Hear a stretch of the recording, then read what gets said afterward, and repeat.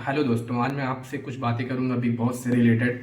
जैसा कि मैंने देखा कि बिग बॉस में जो है काफ़ी कंट्रोवर्सी चल रही है। मुनव्वर की लाइफ एक्सपोज की जा रही है आयशा के ज़रिए। मुनव्वर ने उसे नॉमिनेट किया, उसके बाद ये सारी चीज़ें सामने आ रही हैं। मुनव्वर की गलतियों को बार बार आयशा बताई जा रही है।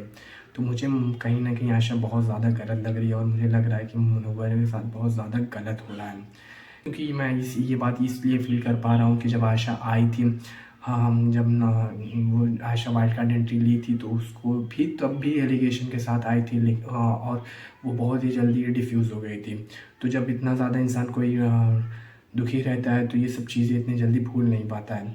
और फिर उसके बाद जब आयशा को मुनव्वर ने नॉमिनेट किया तब ये सब सारी चीज़ें सामने आई। मैं ये कहना चाहता हूँ कि जैसे कि आयशा की ये सब सारी चीज़ें आई तो वो बस फेम के लिए, नॉमिनेट के लिए वो गेम में रुकना चाहती है, इसके लिए ये सब कर रही है।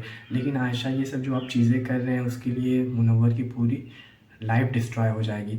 आपको अगर कहीं भी थोड़ी सी सिंपैथी अगर होती तो पहली बात आप यहाँ पे आती नहीं और मुनव्वर को इस तरह एक्सपोज करते नहीं। 2 महीने के रिलेशन में आपको इतनी बड़ी जस्टिस चाहिए? What is nonsense thing.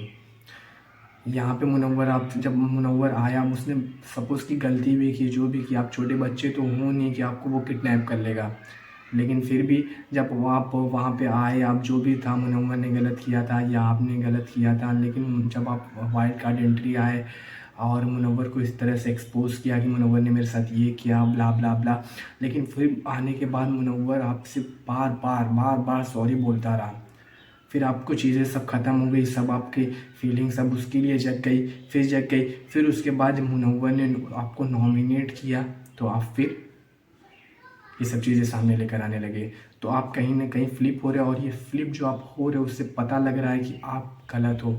और आप इतने गलत हो कि आप इतने गलत हो कि आप एक शो में बने रहने के लिए, आप फेम पाने के लिए आप ऐसे ऐसे एलिगेशन लगा रहे हो, अपनी ज़िंदगी भी ख़राब कर रहे हो, दूसरी की भी ज़िंदगी ख़राब कर रहे हो।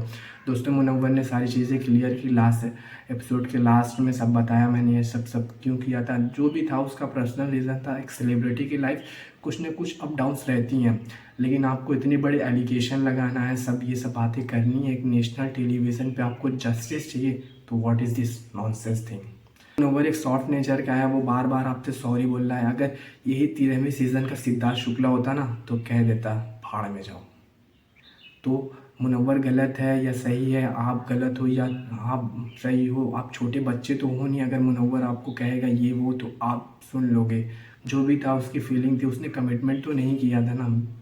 लेकिन आपको एक्सपोज करना है और आप यहाँ पे आए भी उसने बड़े एलिगेशन के साथ आए। आयशा फिर भी एलिगेशन है और ये सब चीज़ें, चिट्टे फाड़ दूंगा, ये वो, उसकी लाइफ को डिस्ट्रॉय कर रही है।